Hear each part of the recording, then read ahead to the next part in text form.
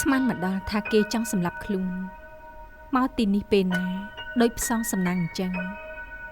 ជួយជីវិតបានតែមិនមែនបានន័យថាគេព្រមសហការ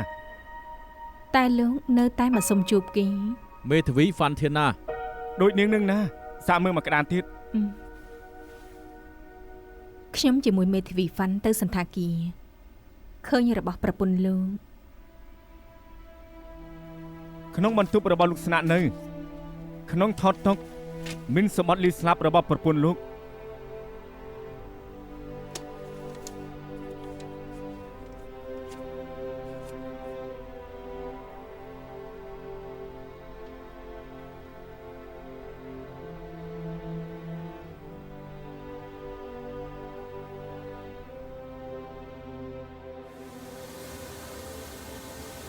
លោកមានហេតុផលអ្វីដែលមកនាំប្រពន្ធលោកទៅពេទ្យ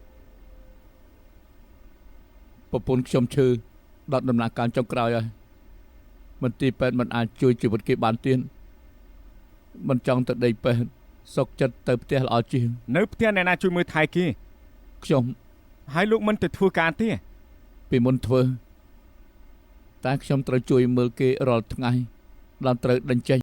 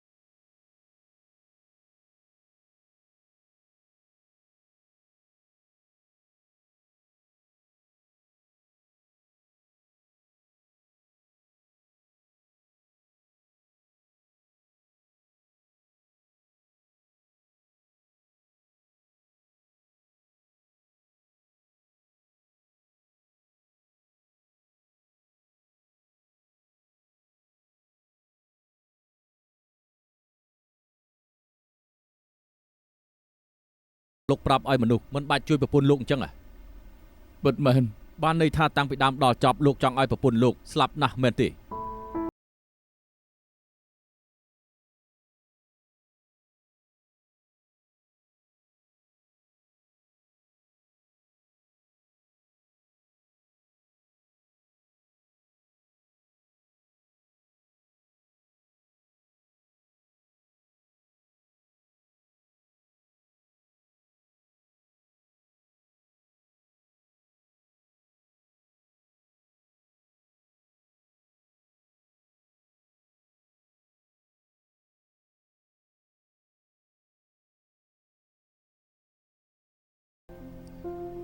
ខ្ញុំក៏សុខចិត្ត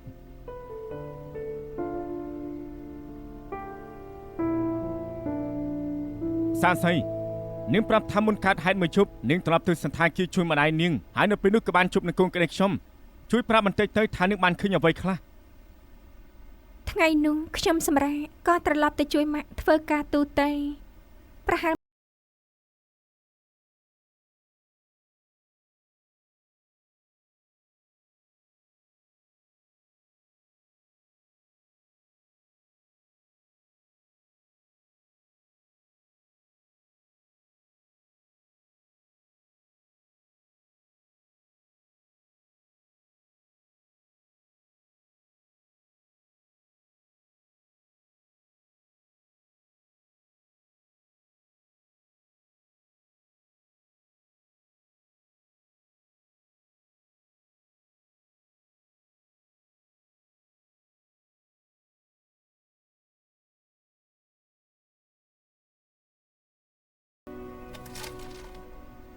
អ្នកនាងចៅ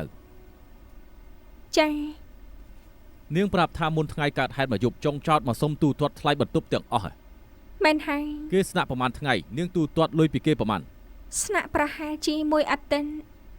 ខ្ញុំទូទាត់លុយពីគាត់ប្រហែល$2,000មិនបានយកវិក័យប័ត្រមកទេ តែនាងប្រាប់ថាចុងចោតមិនចង់ទូទាត់ពេលព្រឹកបានជានាងឆ្លោះគ្នាតើបានន័យថាម៉េច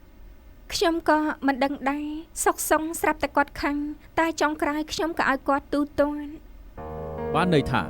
នៅយប់តែមួយមនុស្សតែមួយតែមានទឹកមុខពីរបែបពេលមកយកកសែងនិងប្រដាប់ជូតផ្ទះមានចរិតស្លូតបូតតែកន្លងហួសមិនដល់2ម៉ោងសុកទាស់សម្ដីជាមួយនាងសួរថាហេតុអីមិនឲ្យគិតលុយបានន័យថាគេមានអារម្មណ៍ប្រែប្រួលឬក៏អត់ គឺមែនហើយ យូរនាងបានទៅសន្តាគារម្ដងក្នុងមួយអាទិត្យបានឃើញប្តីប្រពន្ធនេះ2ដងនាងជួយប្រាប់គ្រប់គ្នាផងថាមានអ្វីមកអះអាងថា2នាក់នេះស្រឡាញ់គ្នាខ្លាំងនោះ ខ្ញុំមាន ធ្លាប់រៀនចិត្តវិទ្យា អត់ទេ ធ្លាប់ធ្វើចិត្តអាសាសង្គម អត់ទេ ហើយនាងមានអ្វីមកអះអាងថា2នាក់ប្តីប្រពន្ធនេះស្រឡាញ់គ្នាខ្លាំង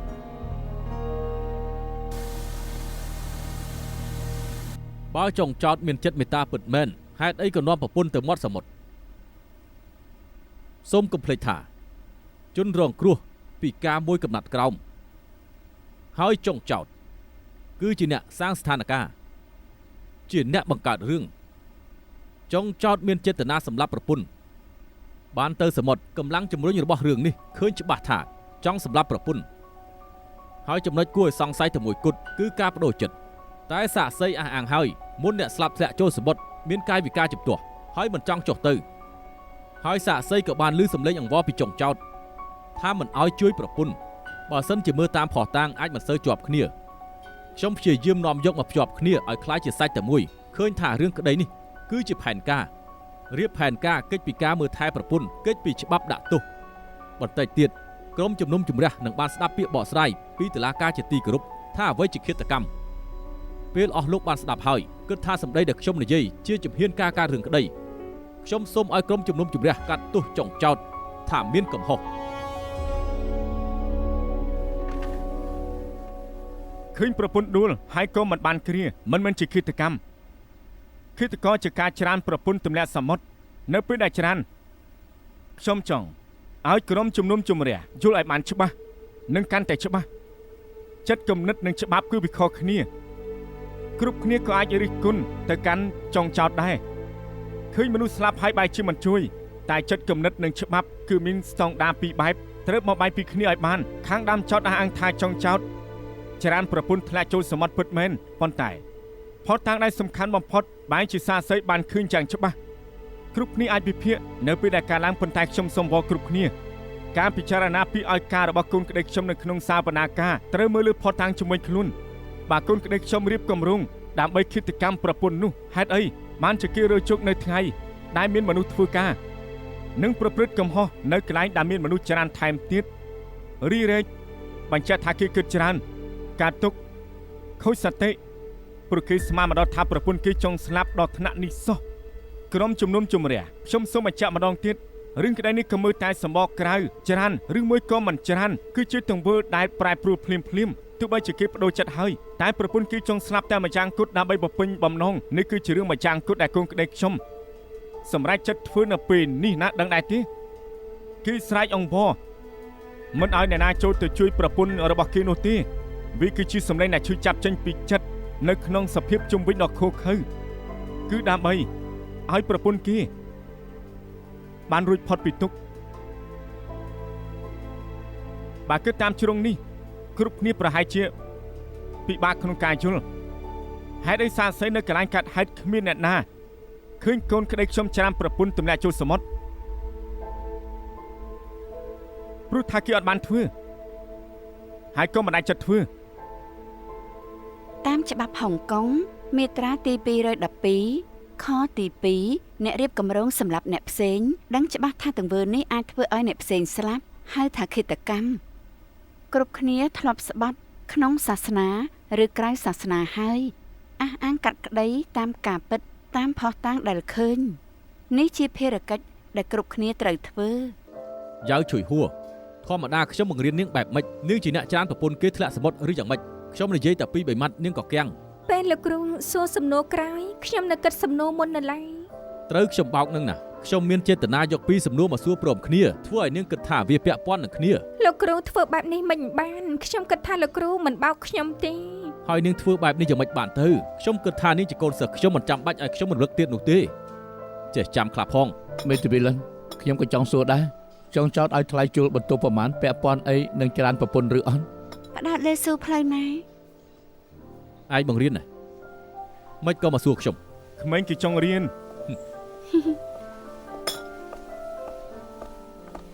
យ៉ាងម៉េចមើលរាជានេះរត់កាយកូនប្រុសមែនទេ លោកក៏ដឹងដែរធ្វើឪពុកម្ដាយនៅហុងកុងពិបាកប៉ុណ្ណាបើទំនីសុំពាក្យណែនាំផង សំពីណែនាំអីកូនប្រុសខ្ញុំចាស់មុនអាយុយល់ទៅគឺកាន់តែគ្រប់គ្រងមិនបាន សម័យនេះអស់ក្មេងល្ងងទៀតហើយបើក្មេងសកលនេះបានធ្វើជាឪពុកម្ដាយគេខ្ញុំគិតថាមិនចាំបាច់បង្រៀនក៏គេចេះដើរខ្លួនឯងដែរ មិនបាច់បង្រៀនលោកនិយាយដូចជាស្រួលណាស់បើអញ្ចឹងរកអ្នកដែលមិនបាច់បង្រៀនឲ្យមើលបន្តិចទៅ ណែក្រែងឯងប្រាប់ថាចង់ចូលបន្ទប់ទឹកហ៎ ខ្ញុំនេះ ឯងនឹងហើយ មែនហើយ សុំទោសផងណាស្ដាប់ឮដែរទេបន្លំជេរដែលខ្ញុំមិនព្រមមានកូន ចាំមិនហ្នឹងនេះក៏អតីតរបស់លោកគ្រូដែរ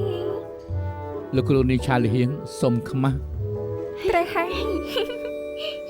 គោរពតុលាការ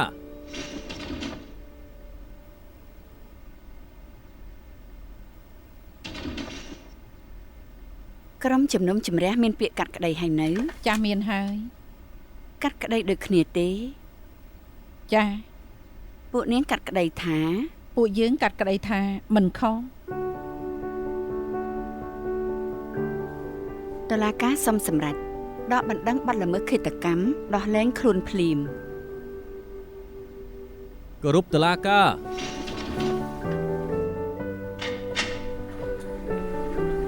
អរគុណមេធាវីវ៉ាង មិនអីទេ អរគុណមេធាវីហ្វាន់អរគុណទាំងអស់គ្នាដែរ តទៅត្រូវតែថៃខ្លួនឯងបានល្អ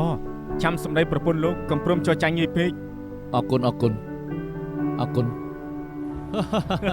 គេឧស្សាហ៍និយាយបែបនេះណា ជួបកែ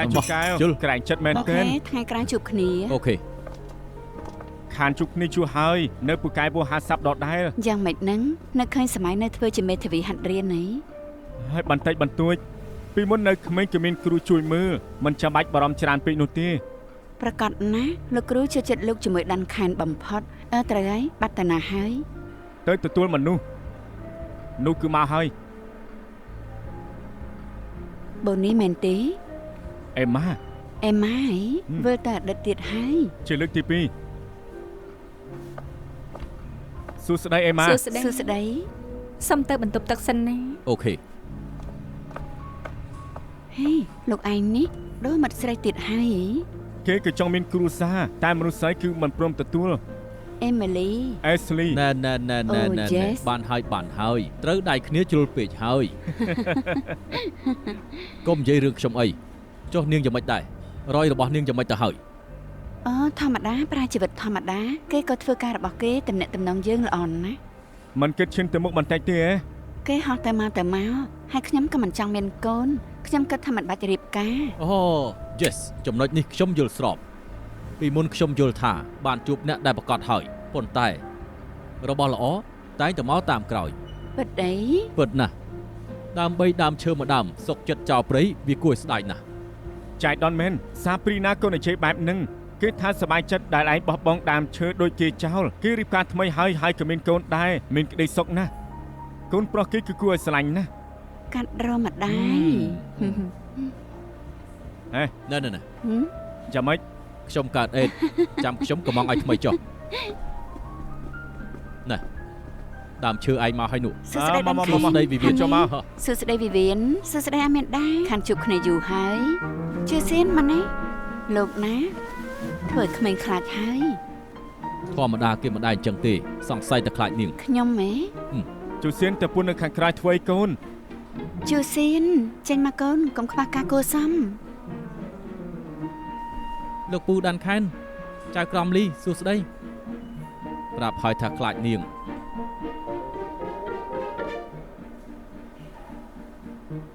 ខ្ញុំចាំបានហើយអញឧស្សាហ៍មកស្ដាប់ការកាត់ក្តីណាគេជាកូនប្រុសពួកលោកអី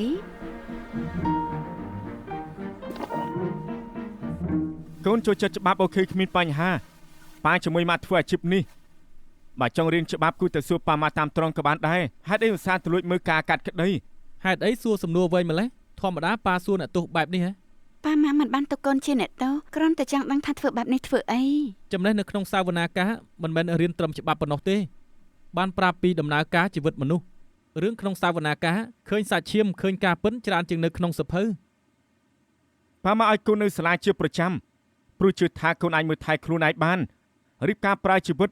តែកូនក៏ត្រូវយល់ដែរប៉ាម៉ាក់គឺមិនមកដោយឲ្យកូនធ្វើអីតាមចិត្តទេ ពីសាលាមកសាលាក្តីមានគ្រោះថ្នាក់ប៉ុណ្ណាកូនដឹងដែរទេម៉ាក់ធ្លាប់ឆ្លងការរឿងក្តីប្រហែសក្នុងការមើលក្មេងម៉ាក់គិតមករហូតសំណាងដែលជូសៀនគួរឲ្យស្រឡាញ់មិនបាច់ឲ្យម៉ាក់បារម្ភតាមពិតកូនលាក់បាំងប៉ាម៉ាក់ឆ្លងកាត់ហុងកុងកន្លះកោះដឹងទេថាធ្វើបែបនេះស្មើនឹងក្បត់ការទុកចិត្តរបស់ប៉ាម៉ាក់ ខ្ញុំជិះតាក់ស៊ីមកវិញរាល់លើកហើយទៅតែសាលាក្តីទេបើម៉ាក់ប៉ាខ្លាចខ្ញុំមានគ្រោះថ្នាក់ការបោកកៅអៅការធ្វើម្ហូបមូខំក៏មានគ្រោះថ្នាក់ផងដែរមើលចុះប៉ុណ្ណឹងក៏ភ្ញាក់ផ្អើលទៅហើយតើឲ្យខ្ញុំនិយាយយ៉ាងម៉េចទៅខ្ញុំមិននិយាយព្រោះដឹងថាប៉ាម៉ាក់មិនអនុញ្ញាតធ្លាប់ឃើញចោលចុចសញ្ញាបកាអាសន្នមុនពេលដែលប្លន់ហាងមាសដែរទេឈប់និយាយជាមួយហើយខ្ញុំទៅបន្ទប់គេងហើយ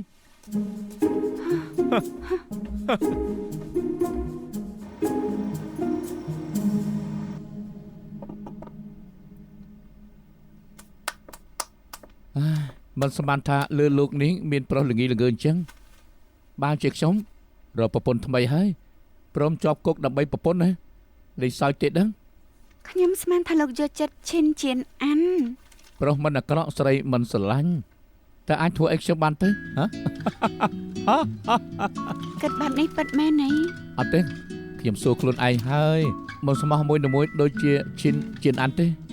អើត្រូវហើយពេលលោកចេញទៅក្រៅទូរស័ព្ទលោករោ2ដង ហ៎ប៉ុន្មាន ពិតមែនហើយអេមកស្ងួតធ្វើអី អ្នកណាមកស្ងួន មនុស្សយើងគឺដូចជាប្រទាលកន្ទុយកពើលោកស្រោចទឹកតែបន្តិចវាអាចធំបានដល់ថ្នាក់នេះមនុស្សមិនទាន់ជ្រាយជាងរុក្ខជាតិនេះទេដឹង មែនហើយប្រទាលកន្ទុយកពើជួយជីវិតមនុស្សបានពេលហាត់ថ្ងៃមានរបួសបេះធៀងវាមកដាក់ចំរបួសដូចជាថ្នាំចឹងប្រើល្អណាស់ ប៉ិតអីចាប់ផ្កាឈូករត់ដែលលោកឲ្យខ្ញុំនោះ រឹតអស្ចារ្យបេះស្លឹកវាយកមករងាស់ភ្លើងតិច6ម៉ោងរងាស់ឲ្យសល់ទឹកបន្តិចទុកឲ្យរងយកមកបន្តភ្នែកដឹងទេថា3យប់3ថ្ងៃមិនបាច់គេនោះទេ មិនក៏ល្អម្ល៉េះ និយាយលេងតា ហើយប្រដេះផ្ដាស់មែនញ៉េ នាំគ្នាធ្វើអី លោកគ្រូ Quinton បាទ ថ្ងៃមុនឲ្យសរសេរសម្បត្តិឲ្យខាងនោះដល់ពាក្យបណ្ដឹងសរសេរឲ្យនៅ រួចហើយណែលោកគ្រូ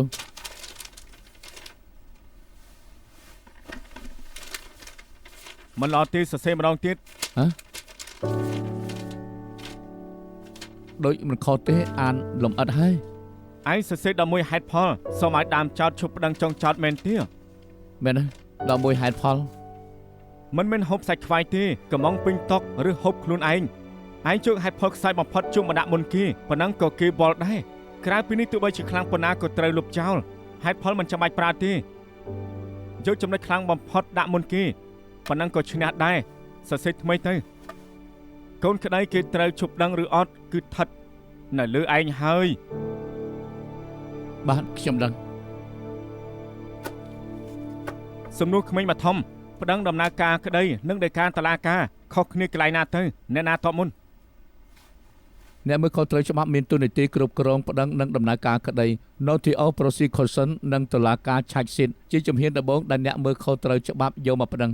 ស្ដាប់មើលទៅឯងកំពុងតែទន្ទិញថាមាន2យ៉ាងតែមិនបានប្រាប់ថាខុសគ្នាបែបណាទេជីសេលបន្ថែម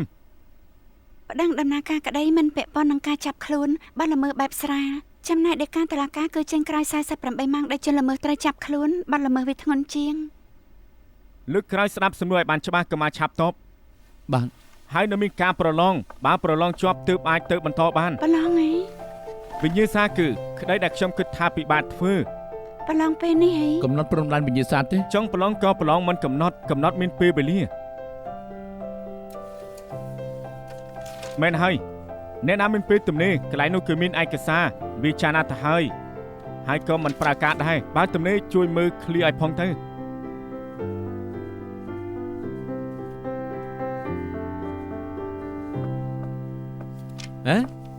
ច្បាស់ជាមានអ្នកចិត្តប្រឡងហើយ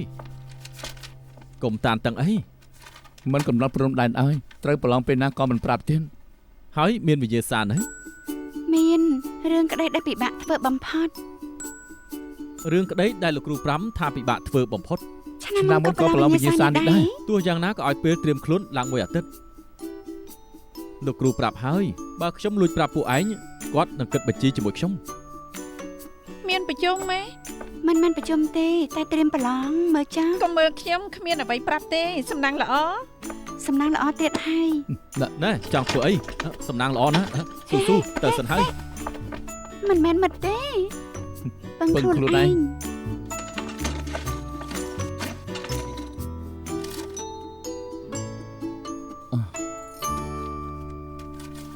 ទឹកសដែកអស់ហើយ ខ្ញុំដឹងហើយចង់ទៅរៀបឯកសារចាស់កុំឲ្យលោកគ្រូចាប់ថាមិនបានធ្វើអី នាងរៀបពាក្យកណ្ដាលចុះខ្ញុំរៀបបន្ត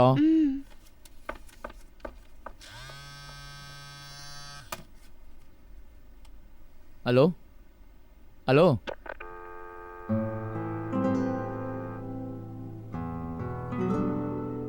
អាឡូខ្ញុំឈ្មោះឈីឈីសុំទោសផងពេលនេះខ្ញុំមិនទំនេរ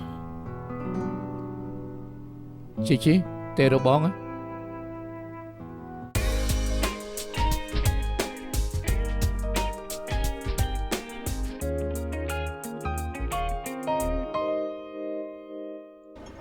បាយបាយ បាយ បាយបាយ បាយបាយ ចង់ញ៉ាំអីដែរ បងគិត ឈប់សិន ថា ខ្ញុំមានគូប៉ុងចុះតម្លៃចាំមិនបានថាណែណា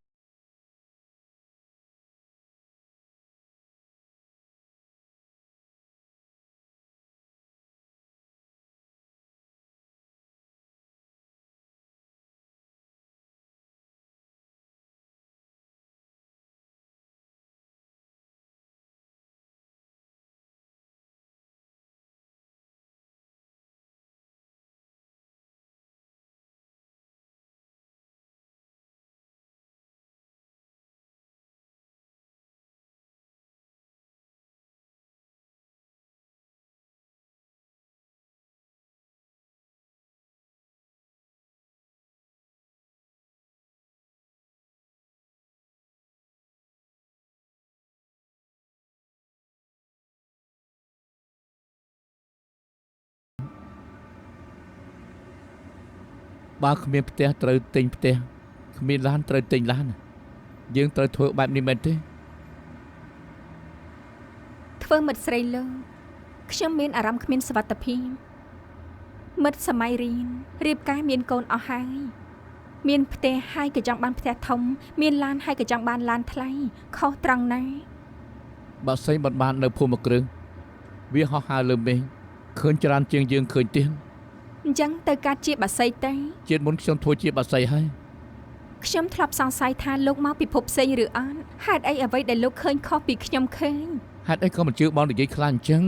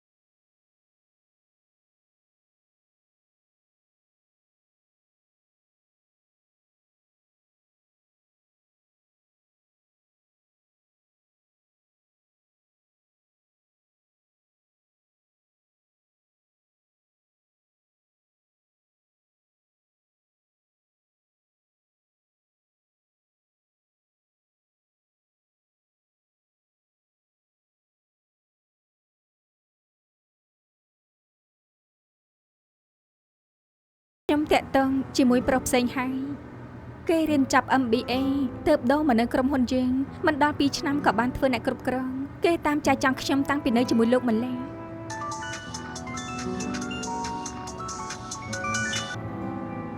អាឡូចាបាយបាយ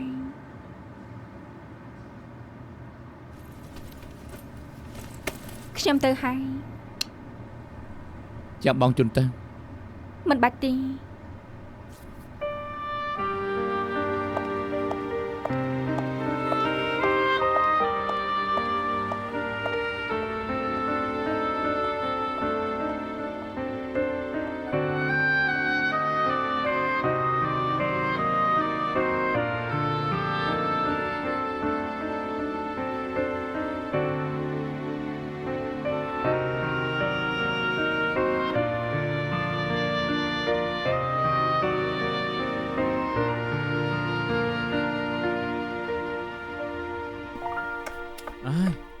កែនេះទុកក្នុងឃ្លាំងដាក់អីវ៉ាន់ដែរមែនទេ មែនហើយអរគុណ អូខេ អេឆាប់សិន ហ៎ ខ្ញុំសុំមើលឯកសារចាស់បន្តិចសិនបានទេ អើយ អូខេ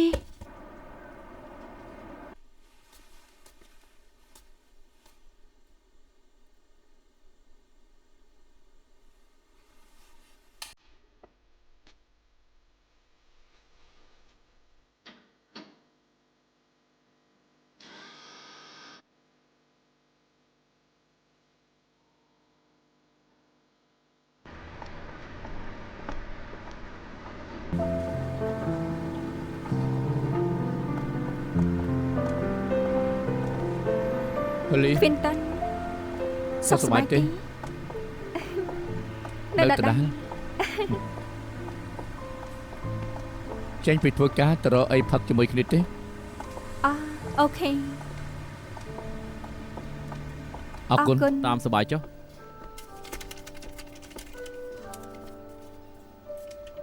កាហ្វេខ្មៅបណ្ដាស្ករមិនខ្លាចយំនេះគេងមិនលក់ទេ ខុសគ្នាដែរ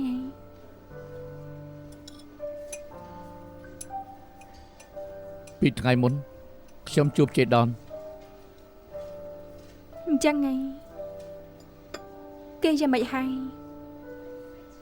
នៅតែអញ្ចឹង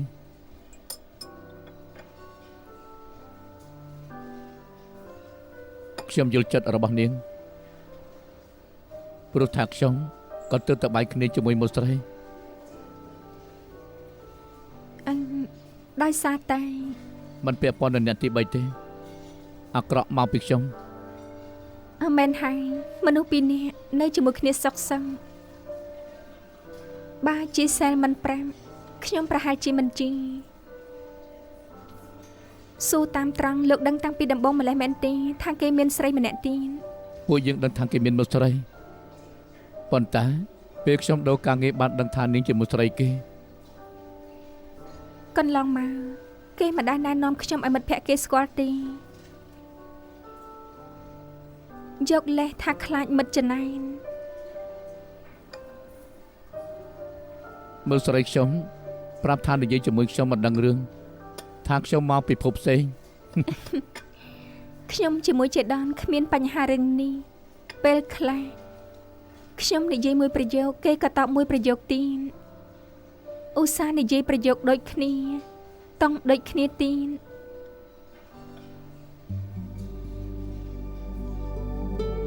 នាងព្រមឲ្យឱកាសគេទេ សំណួរលើពិបាកតបណាស់អញ្ចឹងខ្ញុំសួរលើចុះមិត្តស្រីលើឲ្យឱកាសលោកទី ខ្ញុំរើសមិនបានខ្ញុំត្រូវមើលស្រីបោះបង់តែពួកនាងមិនដូចគ្នាទេ មិនដូចគ្នាយ៉ាងម៉េច នាងនៅពាក់ចិញ្ចៀនភ្ជាប់ពាក្យហើយគេក៏នៅនឹកនាង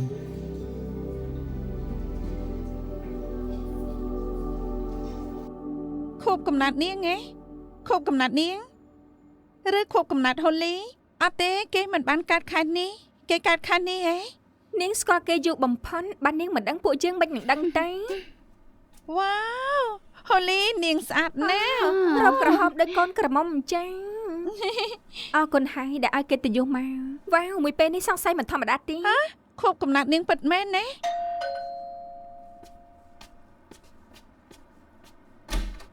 ហើយសួស្តីទាំងអស់ សួ គ្នា ស្តី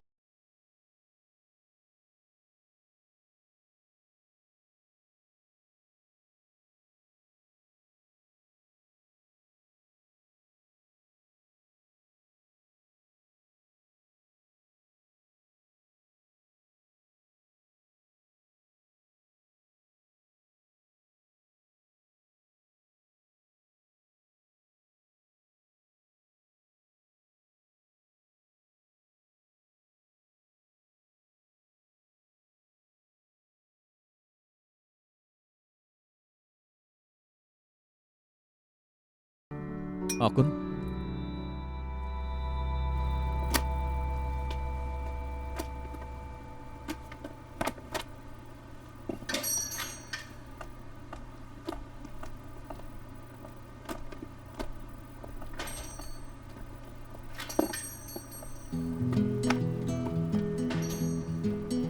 សួស្តី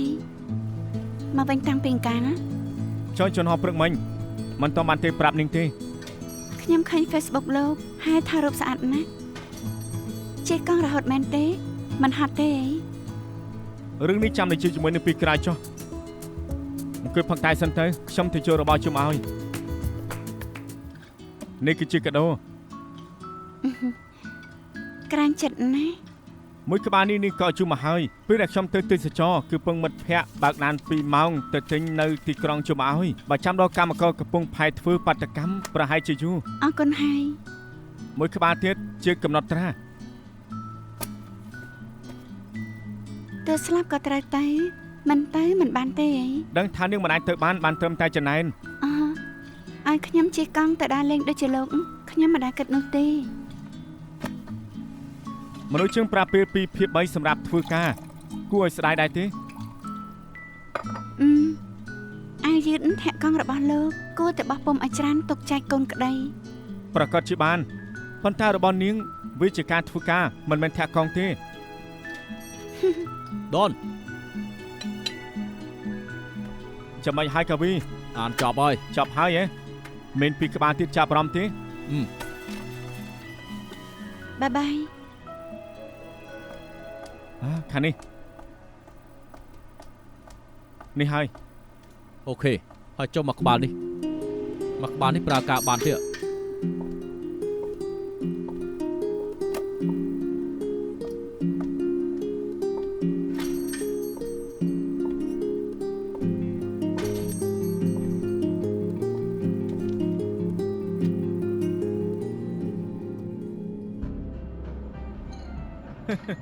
លោកសង្ហាន់ណាស់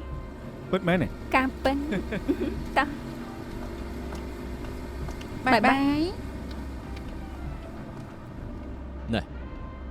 មែនឌីចាប់អារម្មណ៍ឯងណាស់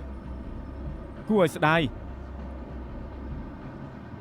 គេគឺជាអ្នកកសែតដ៏ល្បីឈ្មោះណា មែនហើយឯងតែទងស្រីច្រើនណាស់ធ្លាប់ជួបស្រីដែលរៀបការរួចហើយដែរទេ យ៉ាងម៉េចឯងថាស្រីដែលមានប្តីហើយមែនទេ អត់ទេគ្រាន់តែឆ្ងល់តិចតួច ស្នេហាពេលខ្លះក៏ពិបាកប្រាប់ដែរវិវៀនដឹងដែរទេ ស្អីដឹងស្អីមិនដឹងឯងគិតថាជាខ្ញុំមែនទេ មិនមែនឯងកុំប្រាប់ណាថាវិវៀន មិនមែនទេវាជាសំណួរខ្ញុំចង់សួរថាមានមនុស្សប្រុសមកចែកចង់ស្រីដែលមានប្តីហើយដែរទេ អ្នកផ្សេងខ្ញុំមិនហ៊ាននិយាយនោះទេតែវិវៀនមានប្រុសតាមញ៉ាយវាមិនចម្លែកនោះទេ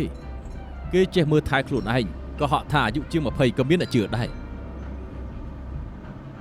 មករយៈនេះខ្ញុំឃើញថាគេស្ដាប់ភ្លេងនៅមានរសនិយមខ្ពស់ឈប់ផឹកកាហ្វេហើយក៏ផឹកតែផ្កាជំនួសណាមួយប្រើទឹកអប់ថ្នាំក្រចកមិនមែនជារបស់ដែលធ្លាប់ប្រើពីមុនមកនោះទេ ប៉ុណ្ណឹងទេហើយយ៉ាងម៉េចនឹងតែទួញតើមនុស្សស្រីចូលចិត្តផ្លាស់ប្ដូរទៅមកតាម fashion មិនមែនទេមិត្តគេ5នាក់ក៏រាប់អស់ហើយដែរមានសិនមូហើយម្នាក់ទៀត Tracy 2នាក់ទៀតដូរទៅនៅស្រុកក្រៅអ្នកចុងក្រោយគេគឺជាខ្ញុំនេះហើយ ណែឯងធ្វើទាំងប្តីធ្វើទាំងមិត្តភក្តិឯងគិតថាអ្នកផ្សេងធ្វើបានដែរ សង្ឃឹមថាអ្នកដែលខ្ញុំឃើញមិនមែនមិត្តគេ គេមានសហាយឯងចាប់បានអី ហុយមិនមែននោះទេឯងគិតច្រើនពេកហើយខ្ញុំជឿថាប្រពន្ធខ្ញុំមិនធ្វើរឿងបែបហ្នឹងទេ ណាប្រភេទរុយរោមលីមួកអ្នកណាក៏ធ្លាប់ជួបដែរខ្ញុំឃើញពួកកូនសិស្សស្រីឯងស្រឡាញ់ឯងគ្រប់គ្នាលើកចុងក្រោយដែលឯងមានស្រីចែកចង់នៅពេលណាដែរទៅ សមុទ្រស្នេហាមិនដាច់ឈ្មោះក៏ទទួលបានដែរ ឃើញហើយនៅវិវៀនមានខ្លះប្លែកត្រង់ណាបានហើយខ្ញុំមិនគួរសួរទេថាពេលយប់ឯងយកចិត្តប្រពន្ធបែបម៉េចខ្ញុំសួរត្រឹមថា dinner ក្រោមភ្លើងទៀនលើកចុងក្រោយនៅពេលណាដែរ គ្មានភ្លើងទៀនគ្មាន dinner អីទេ ហើយដើរលេងលើកចុងក្រោយជាប់គ្នា7ថ្ងៃនៅពេលណាមានទៀត សំណួរឯងដូចសំណួរប្រពន្ធខ្ញុំណា ហើយបានហើយឈប់សួរហើយកាដូខូបកំណត់សរសេរសាច់ឲ្យមែនទេ មិនដឹងទិញអីឲ្យទៅលុយទិញខ្លួនឯងទៅ ហើយបានហើយបញ្ហាមិនពាក់ព័ន្ធនឹងអ្នកណានោះទេតែវាស្ថិតលើជីវិតអត់ជាតិរបស់ប្តីប្រពន្ធពួកឯង អត់ជាតិទេ មែនហើយណែ សង្ស័យខ្ញុំស្លៀកជិត20ឆ្នាំហើយ មកនេះឈរឲ្យត្រង់រៀងលយមែនទេមើលខ្ញុំធ្វើស្អីមិនបានបិទភ្នែកឲ្យឆ្លងស្ពានទេគ្រាន់តែឲ្យឯងស្លៀកពាក់ឲ្យប្រពន្ធមើលឯងដឹងដែរទេមិនថាគូស្នេហ៍ឬសង្សារប្តីប្រពន្ធកម្រិតកពូលជាអ្វីដែរទៅ ថាម៉េច បន្ថែមអារម្មណ៍បន្ថែមភាពស្រាវស្រើបណែខ្ញុំនិយាយមែនតើណាមិនជឿអីដឹងទេថាហេតុអីខ្ញុំឈរនៅក្នុងសង្គមនេះបានយូរហើយនៅរឹងមាំយ៉ាងនេះព្រោះខ្ញុំដឹងថាម្ខាងទៀតត្រូវការអ្វី ពិបាកមែនទែនខ្ញុំថាប្រពន្ធខ្ញុំមិនចូលចិត្តបែបហ្នឹងទេ អរគុណហាង សាកមើលសិនទៅបន្ថែមអារម្មណ៍កុំគិតថាប្រពន្ធរបស់ឯងស្លាប់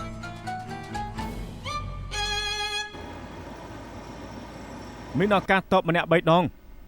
Quinton ឯងមុន បាទ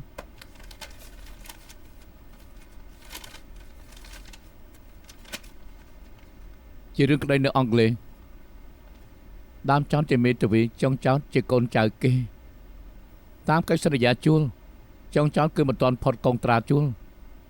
មិនអាចទទួលការងារក្នុងការិយាល័យមេធាវីមិនថាជារបស់រដ្ឋ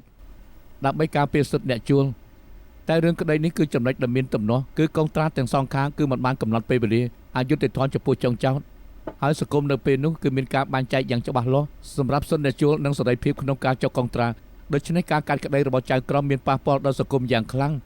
ទើបរឿងក្តីនេះខ្លាចជាទីចាប់អារម្មណ៍ នេះជារឿងក្តីរបស់អង់គ្លេសនៅឆ្នាំ1921មានការប្រកែកគ្នាតែមិនពិបាកដោះស្រាយទេ រឿងក្តីនេះក្នុងតម្រាធ្លាប់និយាយអង់គ្លេសឆ្នាំ1983ពេលនោះគឺ មិនមែន ហើយនេះជារឿងក្តីនៅ Ireland មិនមែន តែខ្ញុំមិនទាន់បាននិយាយទេ Giselle នាង នេះជារឿងក្តីរបស់លោកគ្រូជារឿងក្តីពាក់ព័ន្ធនឹងមន្ត្រីរាជការលួចរបស់ពេលលោកគ្រូបានទទួលរឿងក្តីកំពុងស្នាក់អូតូចំណាយចាក្រមចាស់មិនគិតថាចង់ចាត់គ្រាន់តែប្រហែសដល់ភ្លេចទូទាត់ប្រាក់ថែមទាំងឃើញនៅក្នុងកាមេរ៉ាពេលចង់ចោទចូលទៅក្នុងហាងរហូតដល់ចេញមកប្រាប់ពេលកន្លះម៉ោងពេញគេមិនគិតថាចង់ចោទប្រញាប់បានសម្រេចទោសប៉ុន្តែលោកគ្រូគិតថាចាស់ក្រមចាស់មើលរំលងថាចង់ចោទកំពុងតែផ្លឹកហើយគិតថាគេមានចេតនាលួចទើបមើលរំលងព័ត៌មានលម្អិតរឿងក្តីដូច្នេះពេលស្នាក់អូតូលោកគ្រូបានបញ្ជាក់ថាការកាត់ក្តីនេះគឺខុសព្រោះគេគ្មានកំហុសតតែសោះចុងក្រោយអូតូបានជោគជ័យតាមពិតរឿងក្តីនេះមើលសម្បកក្រៅផុសតាងដូចច្បាស់លាស់តែលោកគ្រូប្រើក្បាច់ចោទថាចៅក្រមកាត់ទោសធ្ងន់ពេកហើយលោកគ្រូប្រើច្បាប់ដល់យកឈ្នះបានហើយនេះជារឿងក្តីដែលខ្ញុំគិតថាលោកគ្រូគិតថាពិបាកដោះស្រាយ ល្អ លោកគ្រូប្រាប់ថានឹងឲ្យឱកាស Quinton ប្រឡងម្ដងទៀត មុននេះពេលហូបបាយឃើញគេពួនដូចជាអស់សង្ឃឹមណាស់គួរអាណិតមែន Giselle នាងបកែមែនម្ដងក៏ជាប់ មិនមែនទេខ្ញុំសាក់គិតថាក្រោយថ្ងៃដែលលោកគ្រូប្រាប់ថាត្រូវប្រឡងពេលចេញវិញ្ញាសាហើយក៏ប្រាប់ឲ្យពួកយើងទៅឃ្លាឯកសារចាស់តាមពិតក្នុងនោះមានរឿងក្តីដែលជាប្រយោជន៍ច្រើនណាស់ នឹងហើយពេលពួកនាងសួរខ្ញុំឲ្យខ្ញុំជួយណែនាំខ្ញុំគិតឲ្យច្បាស់ជាមានបញ្ហាពួកនាងមិនដឹងទេថាលោកគ្រូគាត់ប្រាប់ផ្លូវរួចហើយ ត តាមពិតទៅងាយណាស់ដាក់វិញ្ញាសាថារឿងក្តីដែលលោកគ្រូគិតថាពិបាកធ្វើបំផុតហើយឲ្យរកក្នុងរឿងក្តីដែលធ្លាប់ឆ្លងកាត់ដៃលោកគ្រូ វ៉ា គ្មានតាន់ ហើយ ខ្ញុំទៀតហើយ ជួយអញតែតែ ណែបងអូនគឺអញ្ចេះទេ មិនទេអរគុណ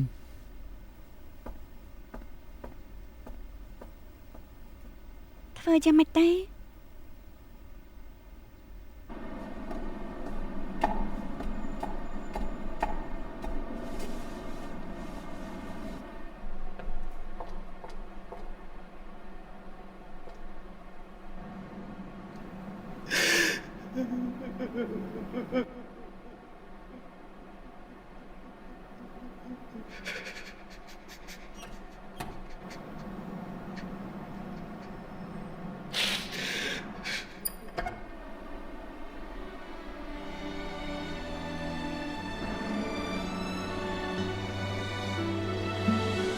一呼一吸有些有趣，跟你漸淡無所有錯幻。